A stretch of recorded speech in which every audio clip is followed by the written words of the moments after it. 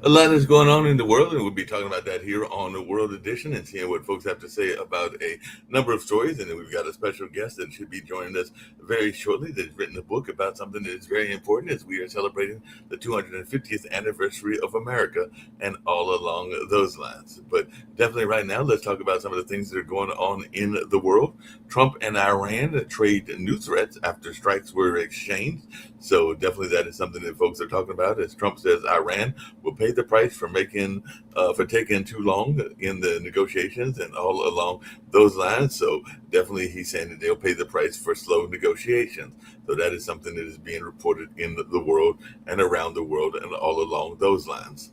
Violent anti-immigration protests erupt in Belfast after a brutal stabbing attack. So that took place, it sounds like earlier today, as Belfast burns after a Sudanese migrant was arrested in a brutal knife attack and everything like that. So do not use our tragedy to fuel violence is what family of Belfast attack victim says and everything along those lines. So there is a new wave of anti-immigrant violence that is hitting the UK as riots convulse Belfast. So definitely that is something that people are talking about as well. Air Canada pilot flew passengers for years with a fake pilot's license, police are saying. So Air Canada reassures passengers over pilot who did not have the proper license. So that is definitely something people are talking about as well. A Canadian pilot flew for years without the correct license, police are saying. An Air Canada pilot charged after allegedly flying without a proper license and everything like that. And China recenters North Korea ties as nuclear silence reshapes balance. So beyond the pageantry in Pyongyang with the Xi and the Kim, that's something that folks are talking about as well. Kim Jong-un hosts Xi Jinping from a position of rare strength. So definitely North Korea and China claim wins from Xi visit, but limits are still remaining. And Pakistani airstrikes in Afghanistan kill at least 13 people, is what the Taliban officials are saying. So that is something that is being reported as well. So definitely that is a major story that is in the area.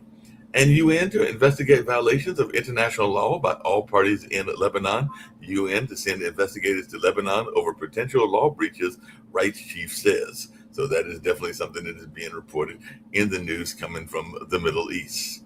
And 12 killed in a Johannesburg mass shooting. A manhunt is underway. So it looks like that is something that is going on in the African theater. At least 12 dead and 9 injured in this mass shooting that took place in Johannesburg. And Russian offensive campaigns are still continuing as that war is still going on between Ukraine and Russia. Armenia's pro-West government wins election despite Russian pressure. Posed to accelerate a pivot away from Russia is what is going on in that particular election, because there's a lot of elections, not just here in the U.S., but around the world as well.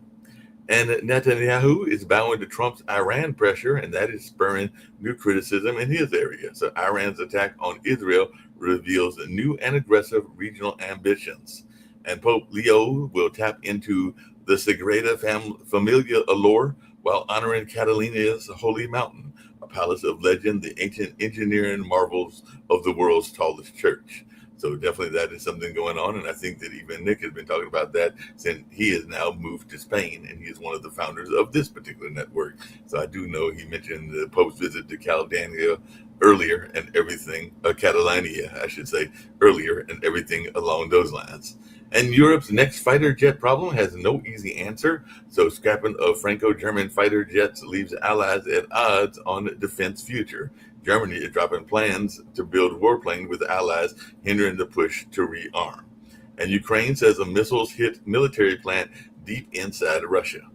And Japanese cities closes nearly 100 schools after a bear sighting as post-hibernation attacks are rising in that part of Asia.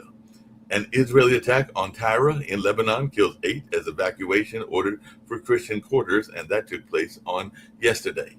I've got a very special guest. Getting ready to bring him in because he's going to talk about something that is very important that's going on these days that is historical and all along those lines. But first, let me just get to a couple of U.S. stories. Severe storms down trees and knock out power to thousands across Minnesota. So thunderstorms moved across Minnesota, definitely causing some damage in the Midwest and all along those lines.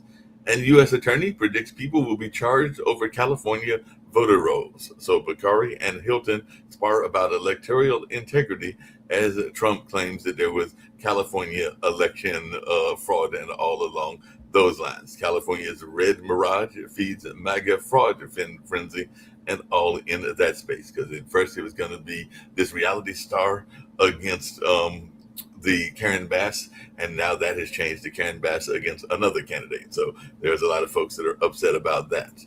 A Trump order asked national park visitors to flag negative historical information. They had other ideas, so that's something going on as well. And fired Navy Admiral advances to Democratic runoff in the South Carolina House race. So Navy Admiral fired by Hedges advances in the South Carolina Democratic House primary, which is just one state down from where I'm at in North Carolina. And Trump is standing by a decision to name Pulte to Intel role, despite revolt in Congress that could block spy powers renewal. So definitely there's a lot going on in the U.S. news as well. And an impeachment has been sought against a federal judge over alleged sex in chambers and lying to investigators. And 20 House Republicans crossed party lines to pass a pro-union bill and all along those lines. So House defies Johnson and passes a Democratic-led labor bill. So definitely that's a lot going on in the world, but I'm going to bring in Rob, who's written a book about the Declaration of Independence and all along those lines, and looking forward to hearing his thoughts, because a lot of times people are thinking that these things are not that important, but I am a historian in addition to being a part of the Pod TV network and everything like that, because I'm actually the staff historian for a cultural arts center that exists in Durham, North Carolina, that was part of the Black Wall Street and all along those lines. But I see you've written a book about tyrants and rogues, because a lot of times people don't think about the fact of who these people were that wrote the Declaration of Independence and all along those lines. So I definitely want to hear more about your book and what you have learned, because a lot of times people are, and I've heard great reviews about the book where people are saying that you are putting things in a great context, particularly as we are getting ready to celebrate in the month of July, the 250th anniversary of the creation of the United States and everything like that. So I'd love to hear your thoughts around the Declaration of Independence, and tell us more about this book of yours. Well, sure. Good to be with you, by the way. Thank you for having me on. The book, the title, Tyrants and Rogues, is about the villains in 1776. The book is the first in more than a century to put a spotlight on the grievances of the Declaration of Independence, the 27 reasons why, the indictment charges against King George, of why the Americans needed to leave the British Empire.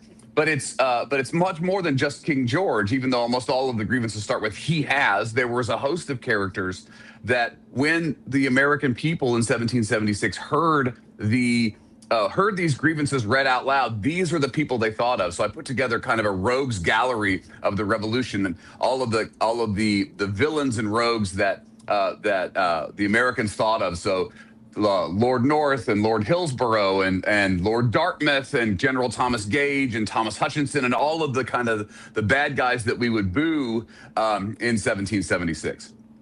So, I mean, a lot of times we think about the heroes of the Revolution, people like Jefferson and, of course, Washington and a number of others, Adams and a number of others that exist and everything like that. So were any of those in the rogues and tyrants, or who are some of the rogues and tyrants that we're thinking about? Because there are a lot of people that we don't think about when we think about the Declaration of Independence. We all think about the ones that I named, as well as like Benjamin Franklin and a number of others as well. So who are some of these people that were the rogues that people might be surprised that you had listed as the rogues in that sense? You said before that you're doing this from North Carolina. North Yes. Carolina plays a huge role in this book. It's the first colony to give its delegates permission to vote yes on independence. They're not allowed to bring up the issue of independence, but North Carolina is the first one to give approval for independence. And the reason for that is because there's been all this turmoil in North Carolina in the 1770s, and one of the worst guys in the book is North Carolina Governor William Tryon, who in 1771 leads this attack on Western North Carolina farmers, not too far from Durham, North Carolina, at Alamance, and there is this enormous civil unrest happening in North Carolina, and what those farmers want is better government. So they are feeling like the officials are corrupt. They are there's not enough of them, and we want more government. And the British Empire, through this guy Tryon, doesn't want to give it to them, and so that breaks down into violence.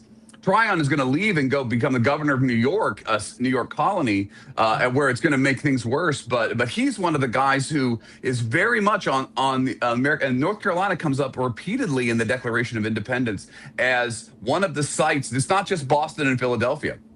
Yeah, not only that, but there is an active, my cousins, and actually they just recently lost their mom and everything like that, is a part of the Native American culture. I mean, I identify primarily in the African American side of my heritage, but I do acknowledge other parts of my heritage as well. But some of my cousins only claim the native side and everything like that. But I do know that the natives were very important, even in the sense of what was going on in independence. So does the book touch on that at all? Because of course there's the lost colonies that is here in North Carolina, and some people are now saying that they may know what happened to the lost colony and everything like that. But Right. is this explored as well in the book?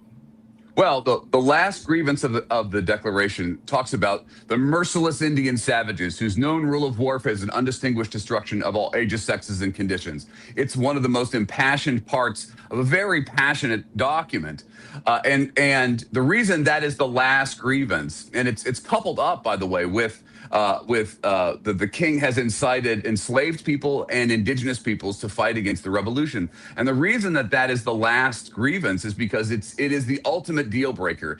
That has been one of the most important news stories of 1775 and 1776. And the Patriot leaders have been promoting that story and trying to make Americans afraid and aware that that's happening all over the place. And so, yes, that's a critical factor. And it's entirely unfair to indigenous peoples who have been nothing but merciful for the first year of the Revolutionary War. But that's there because the idea of kind of race and fear is right at the heart of the Declaration.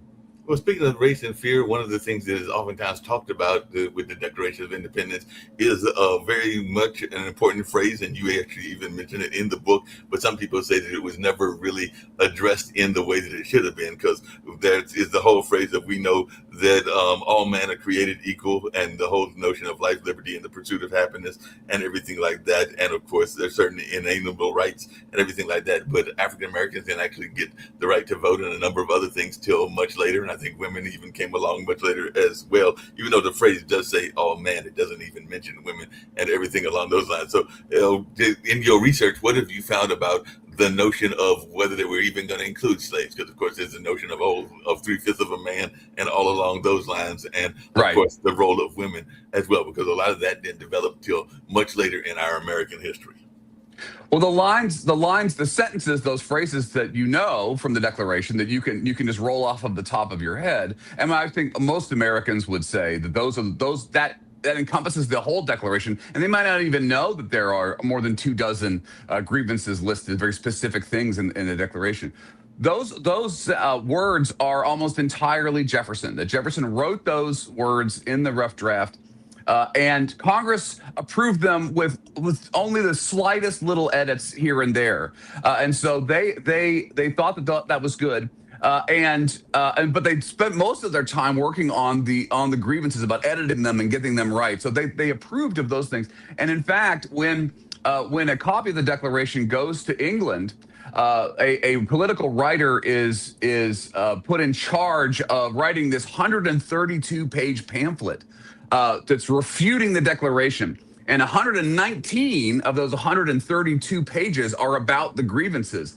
And on page 119, he says, of the preamble, where those words appear, I take no notice and little does it deserve. He kind of just waves it away. So in 1776, some of those ideas, those Enlightenment ideas about where human beings get their rights from and this sort of self-evident truths, that's all kind of in the air. And people, you're right, people aren't really defining exactly who that is. And who's in and who's out. I think the revolution's sort of course will help determine that.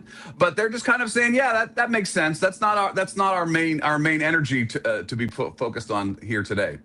Now, before I bring in Rick Rosler, who's one of our regular panelists, as well as Dr. Sharif, who is coming in from Bangladesh, and of course they've had their own independence conversations and all along those lines. I know that Nick's in the background, so he actually just brought him in for us and everything along those lines. What are some of the grievances that people don't know? Because, like I said, you've written this book. It just actually got published, I believe, yesterday was the first official day of its release and everything like that. And it's called Tyrants and Rogues, and it offers this new account of the American Revolution and shows that the issues that most alarmed colonists in 1776 are even relevant in 2026 and everything like that. So what are the ways that it is relevant, and what are some of the other grievances? Because we even hear people talk about, and I know maybe Nick will jump in later, these no kings marches where people are afraid that we're going back to a monarchy with some of the current leadership. That's right. I mean, so the grievances, you know, one of the reasons I think it's been more than 100 years since anybody wrote a book about what they all mean, partly because that could be a kind of a boring way to do it, and that's what I didn't want to do. That's why I featured the rogues and the kind of the narrative stories and the biographies of some of these guys as a way to kind of get away from this kind of the dry analysis of what each specific one meant. But the way they spoke to me in 2026 is these are a lot of things that we are very concerned about today. You see in the grievances, if you take a step back from 1776 and put them in our language, what we're talking about here, they're talking about what we would call executive orders and executive overreach. They're talking about how you get justice in the empire, who judges are beholden to, how partial judges could actually be. They're talking about the civilian control of the military. And they're talking about how are public officials beholden to the people that they represent. All of those issues are things we're talking about probably on this channel and everywhere all the time. Yeah, that makes a lot of sense and everything like that. Like I said, Rick's got a question for you as well. The book is called Tyrants and Rogues, and this is Robert Parkinson that has written the book. And I think that you're in West Virginia, if I remember correctly, and everything. That's right. Like that. But definitely, who are some of the tyrants that people may not know? You mentioned one of them, but name some of the other tyrants and rogues. And then, like I said, Rick's got a question for you as well. Sure. I mean, my favorite one is the one that brought out the most anger in people, which was Lord Hillsborough. Lord Hillsborough was the Secretary of State for the American colonies, and there's a lot of thinking about land in the Declaration. Who are the rightful, going back to what we talked about with indigenous peoples, who's the empire for? And what you're seeing in the generation of when George Washington grows up. So George Washington's born in 1732. As he is a teenager and in his 20s, there is tremendous amounts of immigration coming to America, either by choice from Europe or the British Isles, or not by choice from the continent of Africa. But there's so many new people here that the borders of the colonies are expanding, and Lord Hillsborough owns 100,000 acres of Ireland in County Down, Ireland. And he doesn't want to watch his Irish tenants going to America and getting cheap land and setting up for themselves. He gives this kind of sassy speech in Parliament where he says, can you believe these turkeys are going to America and like getting free land or cheap land and like setting up for themselves? That's not fair. And then they're writing back to their friends and he's watching all of his tenants leave, and he wants to put a stop to that. And so there's a lot of efforts to try to shut off the supply of immigrants to America, and the columnists say that's entirely unfair. Yeah. Well, so a couple things. One is George III.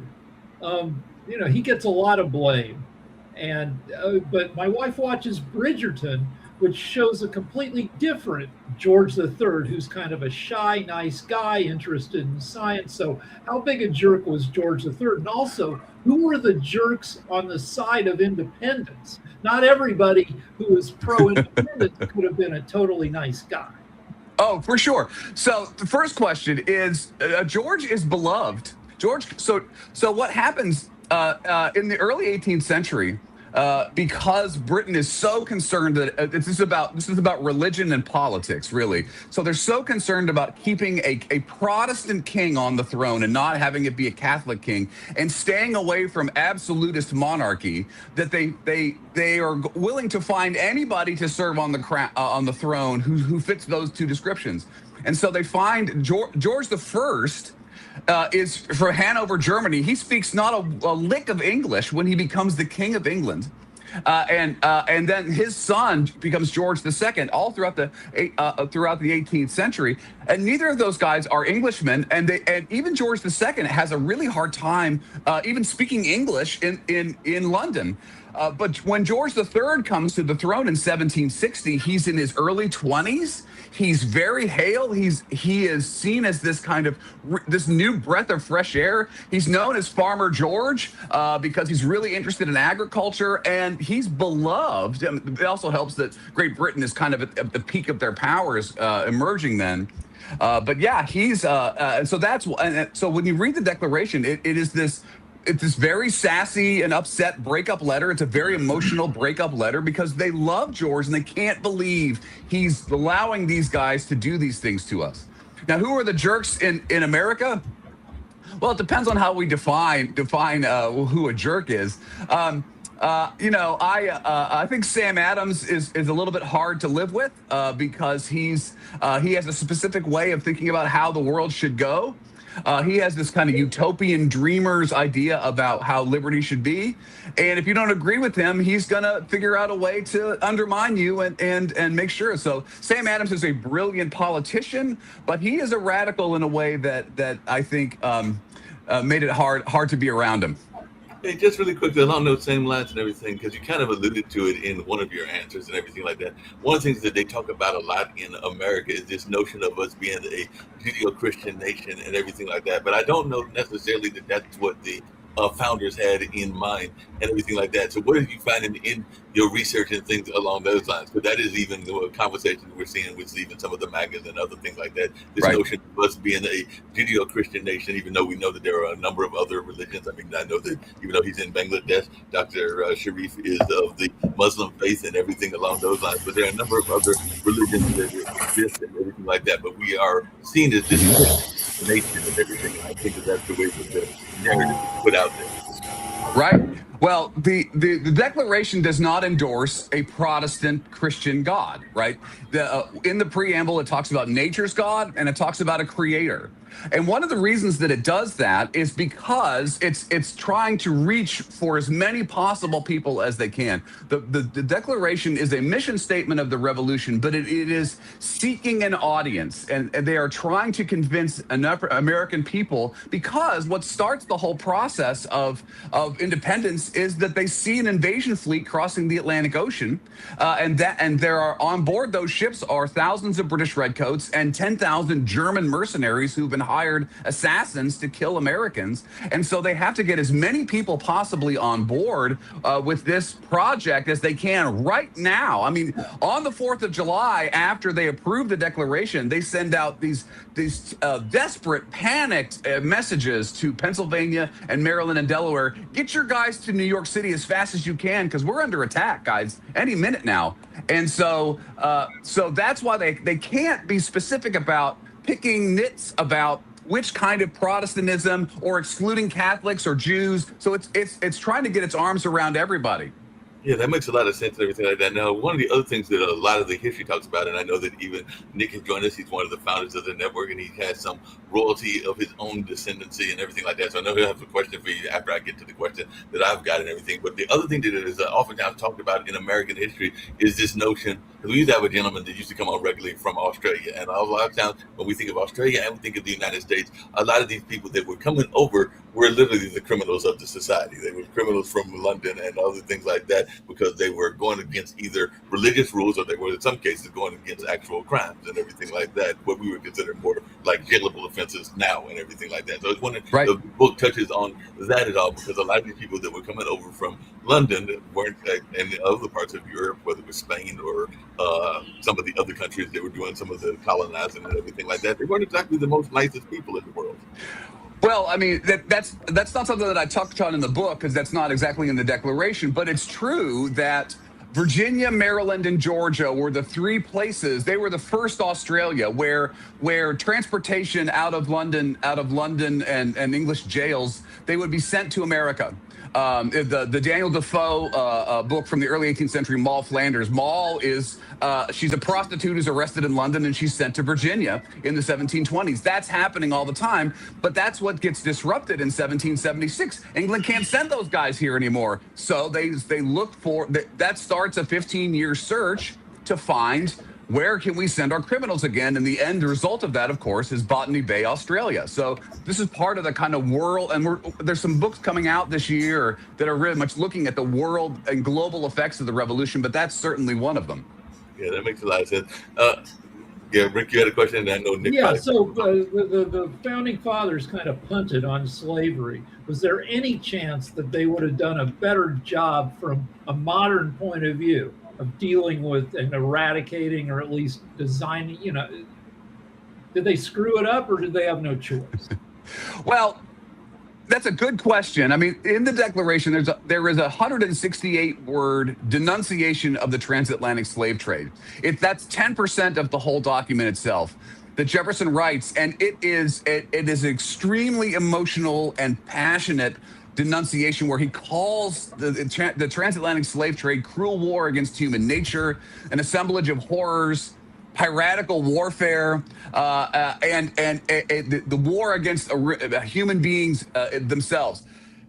And Congress cuts almost all of it out because Southerners don't like that. But also Jefferson writes later on in his life about what happened to that. He says the Northerners also were very upset about that because he talks about the transatlantic slave trade. Well, where are those slave ships being built? They're being built in Massachusetts. And those crews are coming from Rhode Island. And so what that does is when that all that goes to the cutting room floor, just about all of it.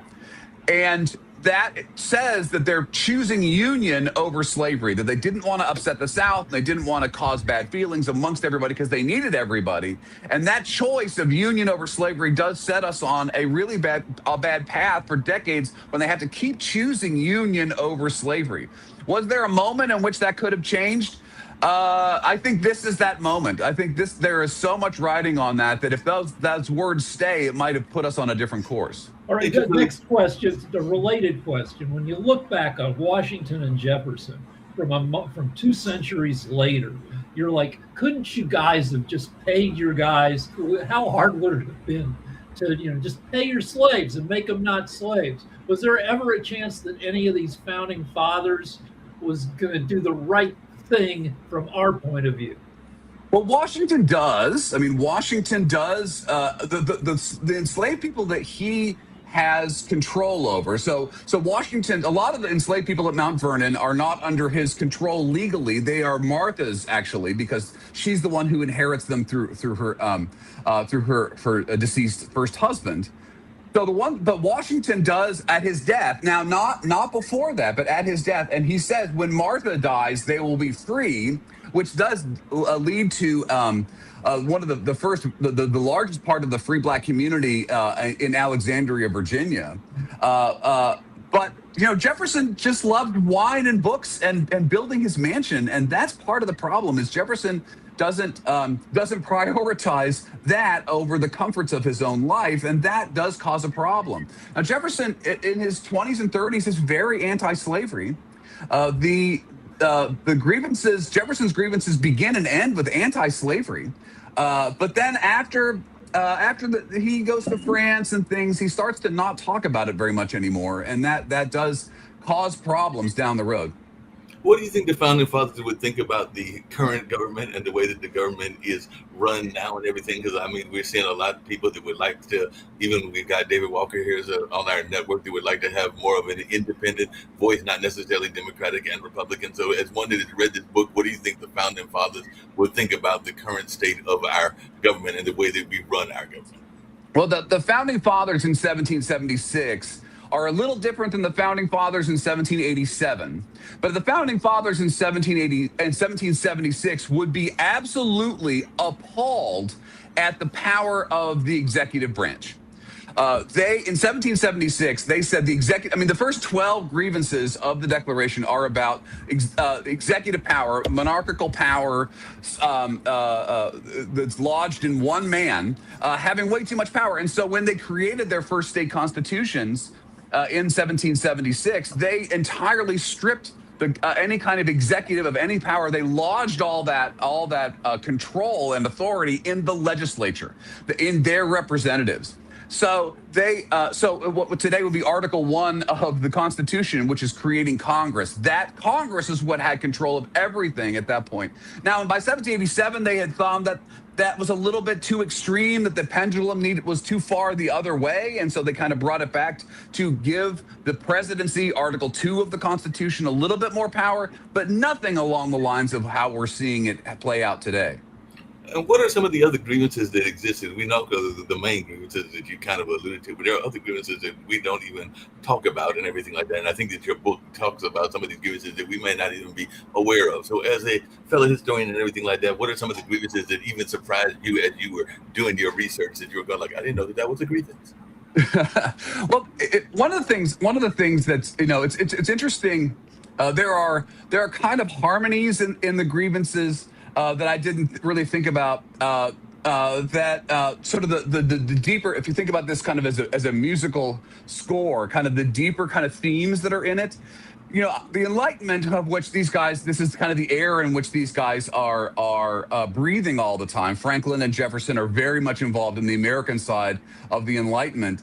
One of the watchwords, the key words for them is balance. That's how you don't have religious strife or civil strife, is you keep balance in things. And there's a lot of interesting balances in the grievances.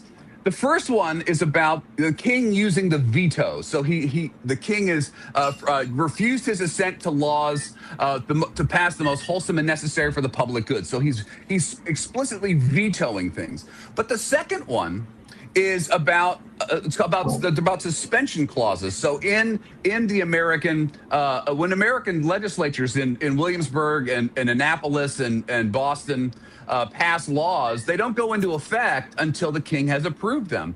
But the king doesn't have to do anything at all. So the first one is about, those are like basically like pocket vetoes, that these laws are suspended until the king gives approval, which is how all laws work in America, except Pennsylvania Avenue is not the Atlantic Ocean, and so they send these laws to London, and they have no idea if they're going to be they're viable or not. So this interesting kind of balance. So the king is doing too much in grievance 1 and not enough in grievance 2, and you see this in other places. There's kind of things about too much dependency on one single man in one part of it, and too much independence in another person. There's this kind of balance in the grievances that I thought was really kind of fun. That makes a lot of sense and everything like that. Before I get to you, Rick, again, and I think you got another question. But one of our other founders, not Nick, but Kim, is a woman, and she's definitely a woman that's been involved in a lot of inventions and a lot of leadership roles and things along those lines. But what were the founding fathers' thoughts around women? Because we do call them the founding fathers. They're not the founding women and everything like that. So what was their role of women? You mentioned Martha Washington and others, and I'm sure that there were even some advisors. I mean, I think about Ronald Reagan back in the day, and a lot of people thinking that Nancy Reagan had his ear on a lot of issues, and I'm sure that the significant others of Jefferson, Washington, and others had their ear as well. But what was the role of women in leadership, and what was their thoughts, or were they able to contribute anything to this document? Well, one of the women that kind of is a shadow presence throughout the whole book is Abigail Adams. John writes. Tells her everything. She gives him advice all the time. And in the first person that Jefferson gives a rough draft to, or shows it to, is John Adams. And John makes a secret copy. It could be secret we don't know if Jefferson knew that he did this, but he sends one home to Abigail of what's going on here, and in it, it's included the long slave trade clause. John Adams writes it to him about 2 weeks before the 4th of July, we think. And then when Abigail sees the final draft, she's very disappointed.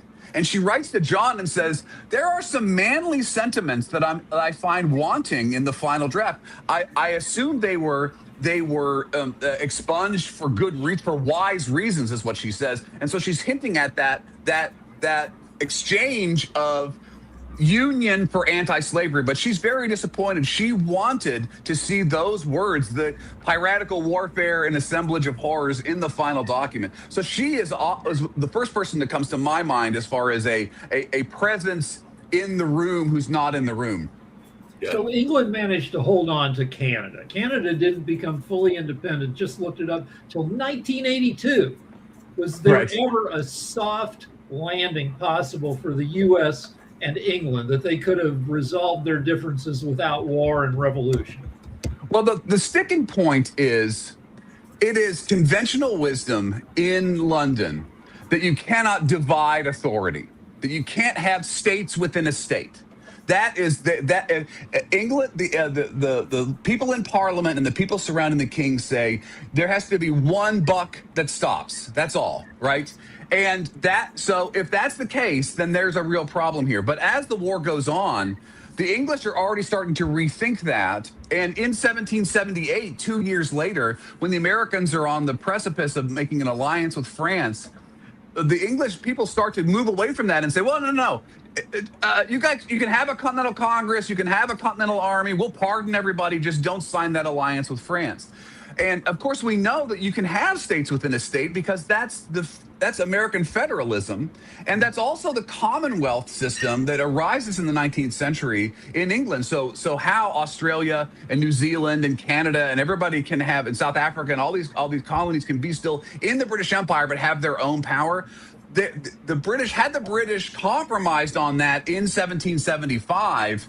I think there is a soft landing and there is no United States at that point. We become basically the first of this Commonwealth, but they just couldn't conceive of that yet. Hey, just really quickly along those same lines and everything in that space, right now there's a lot of conversation around the way that we treat migrants from other places, whether that's from Mexico, whether that's from Canada, whether that's even from the African nations and everything like that. What were the people that were writing the Constitution thinking about our relationship with the other countries that are near us, whether that's like the South American countries, of course, the Central American countries, and Mexico, and of course, Canada to the north? So what were the folks that were writing the Constitution, were they thinking about our relationship with our immediate neighbors?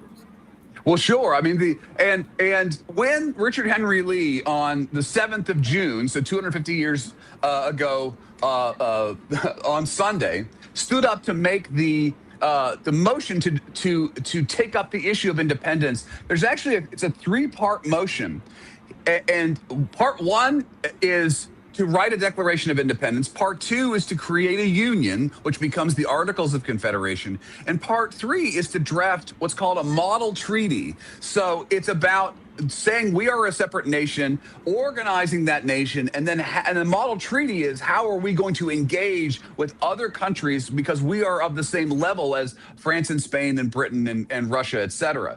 So there's a lot of international relations thinking, and those 3 things are happening at the same time.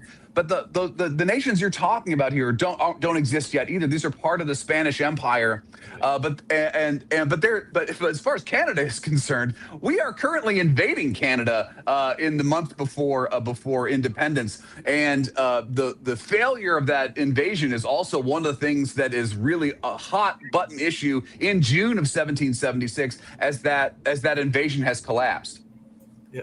Hey, Nick, I know you've got royalty in your bloodline and everything like that, and maybe even Jacoby's got some questions as well. But what are your thoughts? Because I think you've got some Spanish. I know you live in Spain, but I think there's also some Spanish monarchy in your bloodline and everything like that. So what are your thoughts around this conversation? Well, it's very interesting. Of course, the thing is how my ancestors got to the United States was through indentured servants.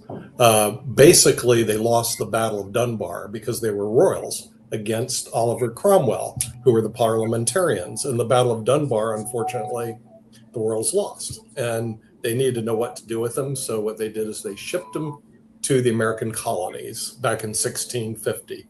And hence then, but Alexander Innes, if you go up his lineage, he was a direct descendant of Robert the Bruce, also Edward Plantagenet II. Also, they all intermarried. So the thing is also the King of Portugal, the first one that created the kingdom in Cambria, and also the King of France. Because what happens, it was funny, the royals all intermarried. So once you have a royalty tract, you have all the royals. The problem is America doesn't really give a rat's rear about royalty. They really don't. In other words, they hate royals, basically. They're as bad as the parliamentarians. Over in Europe, it's kind of a different thing. In Spain, it's actually where I live, in Barcelona, where we're broadcasting from. They actually have a royal family here that sits on the throne of Spain. And also we still have one, as we know, in England. So it's just a little different in Europe when it comes to, they accept the royal lines. They don't have a lot of power. They have influence, but not a lot of power. But in the United States, you're considered like, well, you're horrible, you're aghast. But over there, what you do have is your new royalty. It's called the billionaires. Right. So go figure. Right. Okay. In other words, if you look at it in your country right now, you have a whole new set of royals. It's called the billionaires, and they're about to mint a half a dozen of them through Anthropic when it goes public. So you're going to have another group of royalty in the U.S., and they're considered basically sacrosanct over there. So you have a very lopsided economy where the rich 1% own half the assets and the other half own 1%. And now here in Bambton, we do business there with a company called Security Mutual. So I've been to Bambton before. But the thing is, I don't know what you guys are going to do about the lopsided economy that you have there, where 1% has 50% of all securities and the bottom 50% have 1%. So and that's not how they do what it. Nick is saying. So if you spend any time on X, which you shouldn't, because it's a trash fire right now. X is unbelievably trashy.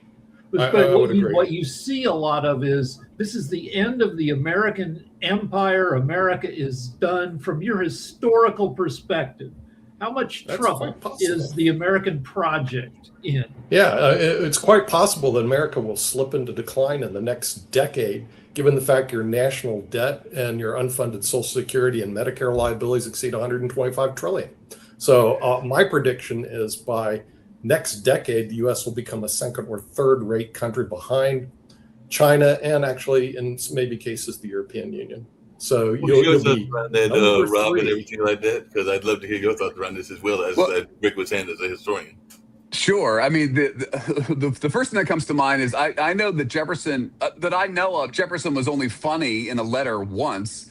And that when he was talking about how all of the kings and queens of England are inbred, and they just get dumber and dumber and dumber as the generations go by, and by saying that he says, and of course we don't do that in America, so we're better.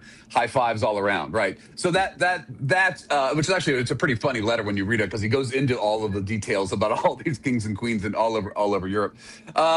I have a friend who used to be a curator at the Museum of the American Revolution in Philadelphia. And he said to me a couple of years ago something that was very chilling, because he said I would walk around and I would listen to what people were talking about as they walked through the exhibits. And he said the thing that they talked about most of all is, I wonder where we are on the timeline.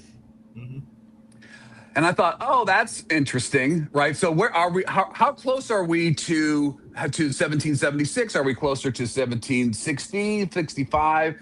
When is this, the impression, when is this all going to reach a crisis and a head and fall apart? And the scary part about that is that the revolution was a bloody and horrible civil conflict that went on it was the longest war in American history until the Vietnam conflict. And it was devastating.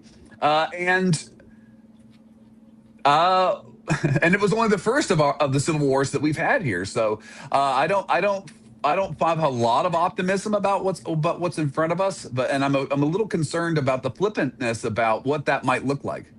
Just along those same lines, because you mentioned earlier, and we have another show that we had earlier today, which is Dr. Patmos, and he does medicine and science and everything like that. And when I think of medicine and science, one of the founders of the Constitution was very much into medicine and science. But I was wondering your thoughts around Benjamin Franklin, because Benjamin Franklin did a lot of stuff, whether it was with electricity or a number of other things that were going on in his life and everything like that. But definitely he was a part of the Enlightenment that you mentioned earlier and everything like that. But what was your take on him as one of the founders? Was he one of the good guys? Was he one of the bad guys? Because I've heard the whole things about whether he could seen as a good guy or a bad guy and everything like Right. that. Well, in 1776, he's the old man in the room, right? He's by far the oldest. I mean, he's in his 70s at this point, and and this is a young room too. This is something else that's kind of surprising. I mean, Jefferson's 33, but there are people in that room who are in their early 20s. I mean, they make AOC look like an aged person here. It's a young group of people who are taking this on, and they look to Franklin. Franklin is the only person that has any kind of notoriety outside of the colonies. He's the only kind of famous American in the world at that point.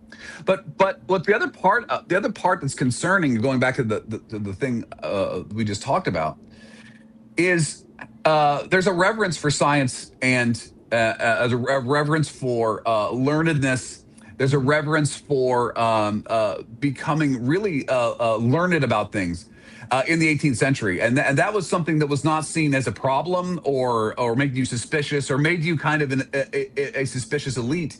And there was an idea they hated an aristocracy that was you were born into, that you got without any kind of merit. But they had a lot of respect. Hamilton, Jefferson, Franklin, Washington had a lot of respect for if you were smart and you worked really, really hard and you earned these things, then you should probably take a leadership role in this country, and that's a good thing. Yeah, what was their take? Because one of the things we hear about, even in the push against DEI and everything like this, is this notion of meritocracy, and you kind of mentioned that and everything like that. So, what was their take on us being awarded for our skill sets and everything like that, which is basically what meritocracy is, and all along those lines? But what was their take on that? Is that the way that they wanted us to be going toward, or was it Yes. a different kind of philosophy that they had in mind? That's what makes America the best, the shining hope of the world.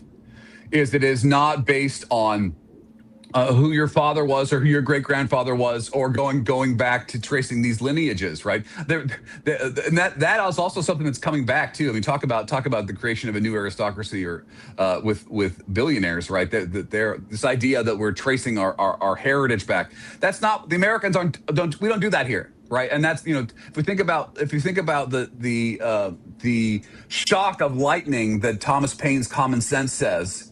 He says it's not just that that King George is a tyrant, although he says that, but he says monarchs and aristocracy, their job is to give away places and make war on each other, and all they've done is lead the world to war, and we're not going to have that in America, because in America the law is king, which Paine capitalizes in Common Sense. But in America the law is king, and that's something that's the title of the last chapter in Tyrants and Rogues, because that is the thing that I think we need to remember at the front of mind, that what makes us different is the law. That in America, the law is king.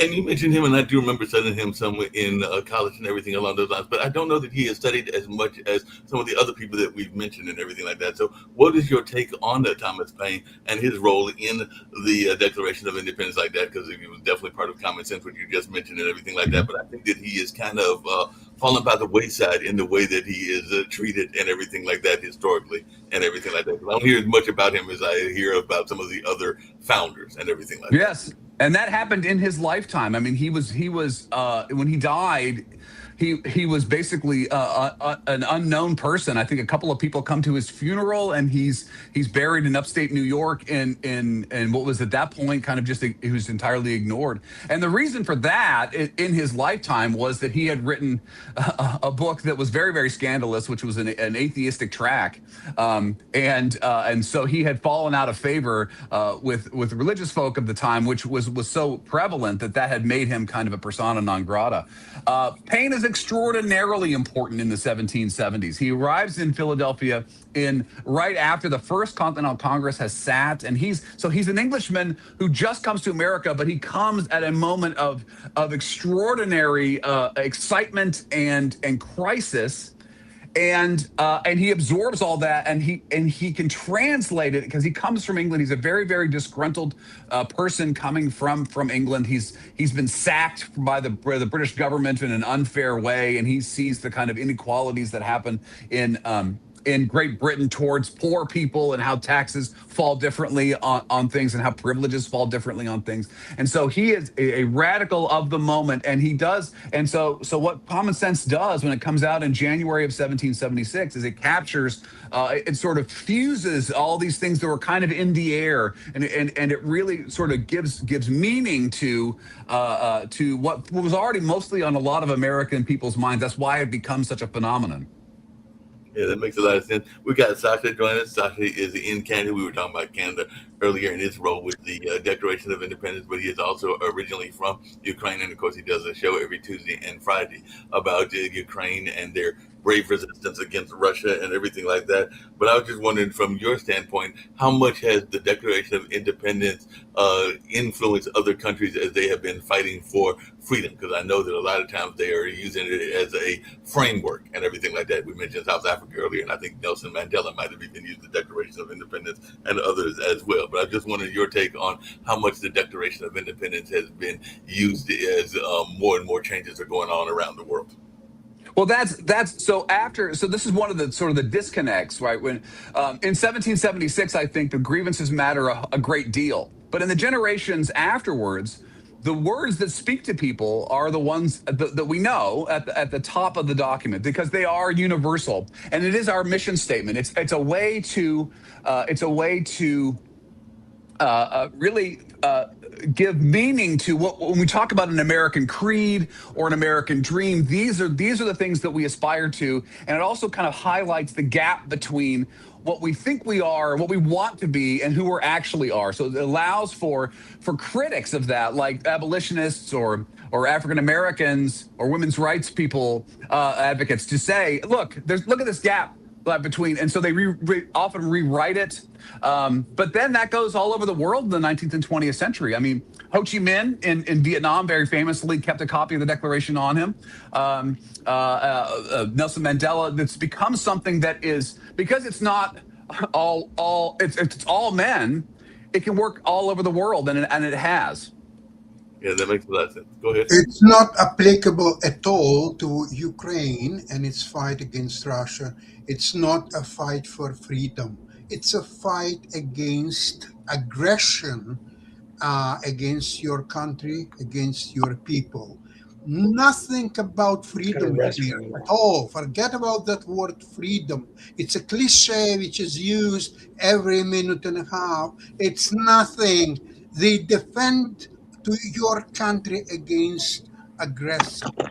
That's what is meaning. So when Ukrainians are shooting down thousands of Russian men, that's an act of defense against aggression. It's not fight for freedom. When you kill 1,000 Russians a day, it's not for freedom. It's to defend your country. And it's a long time ago, Ukrainians understand that they're taking over back their territories that Russia occupied. That's not the goal in itself, because once you kill more and more Russians, your territory will come back to you anyway. So forget about territories. They will be yours anytime. And now, when Ukraine developed superior drones technologies, they're number one in the world by far. This year, Ukraine will produce 7 million drones, whereas United States will produce 300 drones.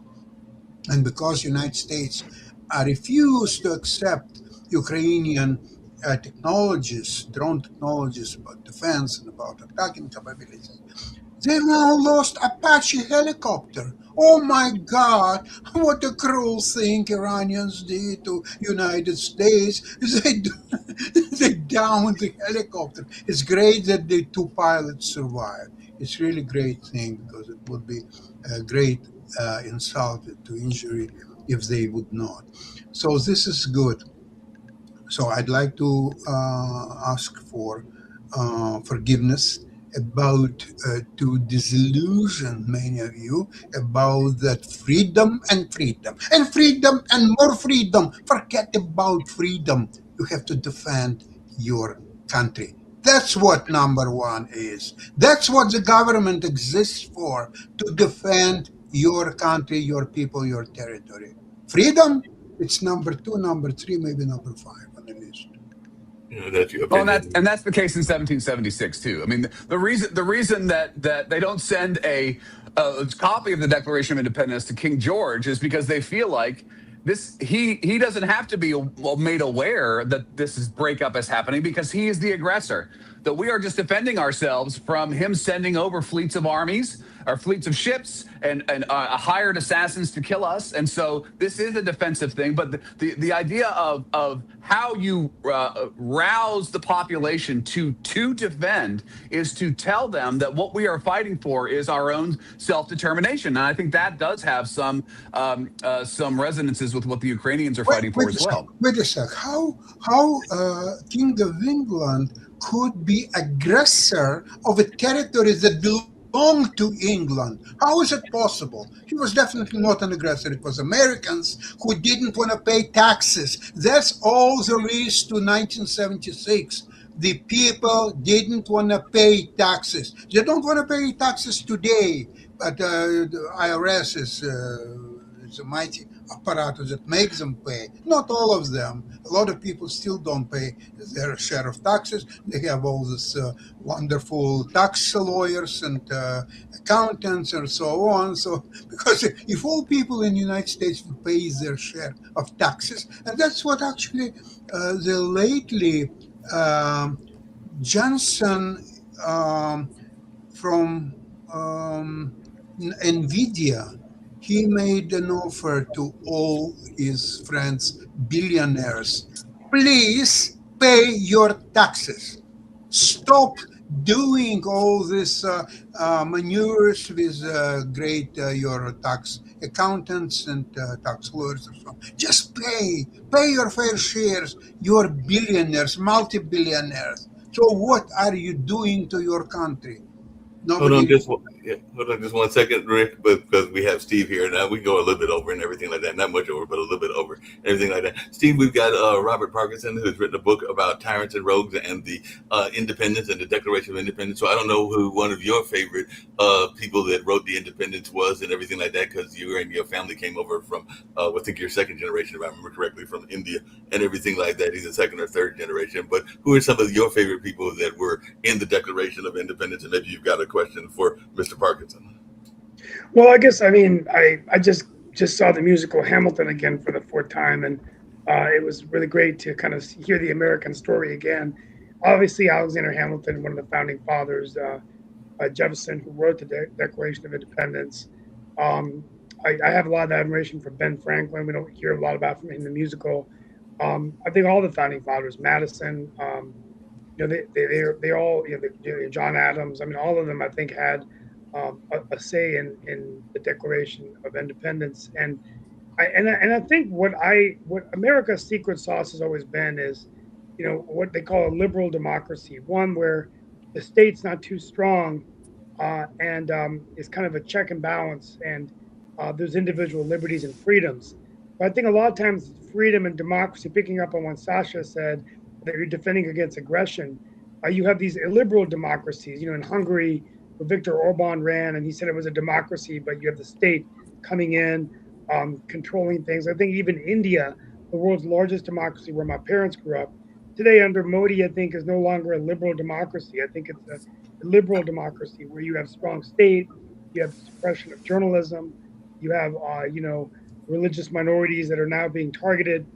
And I think that, and it's hard for me to say that as someone who's proud of the progress that India has made, where my parents have come from. It's now the third largest economy. So I think freedom can be used very generally. And I think that's what's always made America great. I think we're getting a little bit away from that now with Trump, as we put pictures on buildings and talk about putting your names on things. You wonder if the state will become too strong. And will strike that balance. And I'll end. My question is to the guest.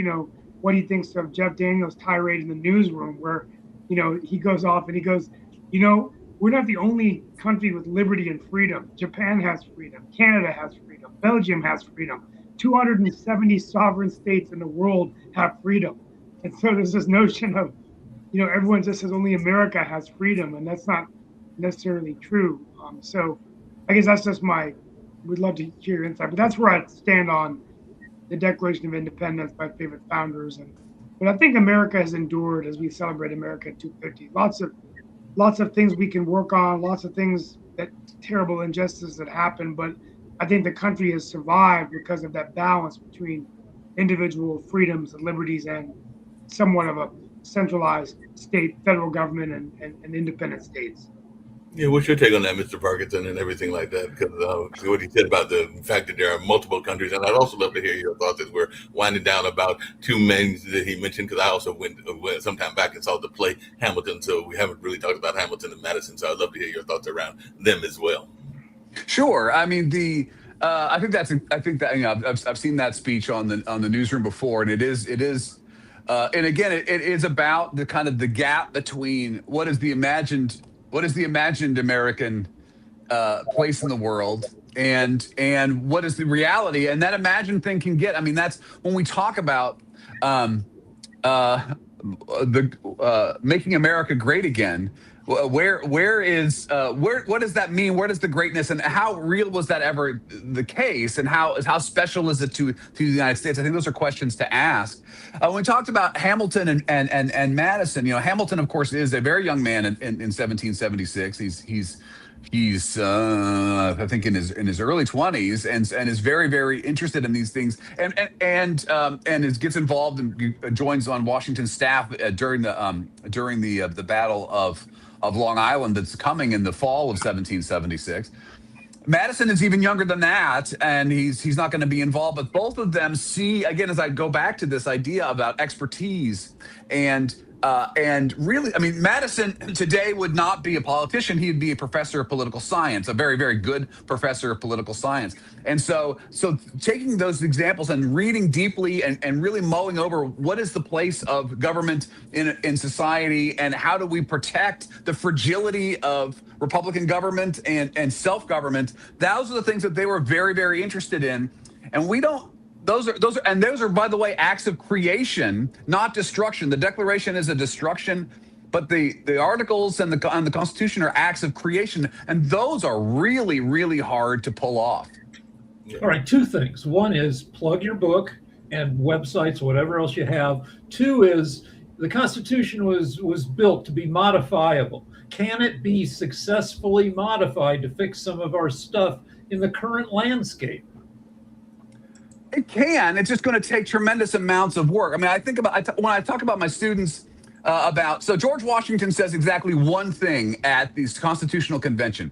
He's in the president's chair, and he doesn't say anything until the very end when he says, hey, guys, we set the floor for congressional districts at 40,000 people. Not the ceiling, the floor. And he says, I think that's too high. Let's lower it to 30,000. And everybody says, whatever you say, General, you're whatever. So what does that tell us? That tells us Washington believed that congressional districts should be closer to the people than they had originally set them. Well, look at the size of congressional districts today. I mean, the average is 800,000, and sometimes much, much more than that, because we've decided to set the terms of the room of the House of Representatives to a certain size. They say, hey, we can't put any more desks in here. But that's all there in the Constitution and very modifiable. Today, I get my students to get their calculators out, and I said, okay, divide 350 million by 30,000. How many reps should we have? And they're like, oh my God, we should have like 12,000 reps. I'm like, yeah. That every 3 city blocks in New York City should have their own representative in Congress. Those ideas are there. We just need to spend some time thinking like they did about should we make radical changes to these things, and should we take charge of our own lives? That's the key thing. the past, the earth belongs to the living, is what Jefferson said. We should take control of our lives and not be beholden to the past. How The book is called Tyrants and Rogues: Understanding the Declaration of Independence. I'm on Blue Sky if you want to look me up there, and you can also find me at on my faculty page at binghamton.edu. I appreciate Thank that. you. Get ready to wind up and everything like that. Just really quickly, the final question and everything like that.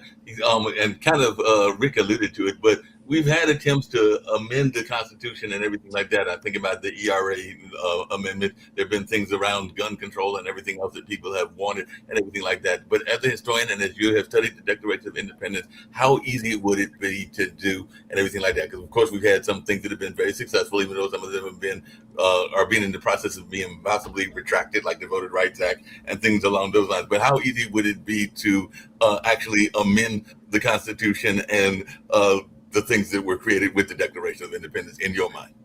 Not easy at all, and that's part of the point. When I talk with my students about how hard it is to get across the line on the 4th of July, 1776, the reason that it's hard and you have to get all these tiny little maneuvers to get everybody to yes is because you are empowering the people themselves to make these decisions. If King George wants to declare independence, he just says, we're doing it, right? And so it's over as soon as he says it. That's how a sovereign works. But that's not how we work, and so it's very, very difficult to get those across the line. And so but it's worth the investment to do that. Just like we have to big fight with carbon, we have a big fight to modify the structure of the government. Appreciate you and everything like that. We've got other shows that'll be coming up, including Sasha's investment show coming up at 1:00 and everything along those lines. But I appreciate you being a guest, and hopefully we can have you come back in the near future and everything like that. But I've definitely learned a lot in this conversation, and I appreciate you being a guest on the show today as we talked about the Declaration of Independence and the celebration of 250. So I definitely appreciate you being on. Thanks for having me on. Thanks, guys. No problem.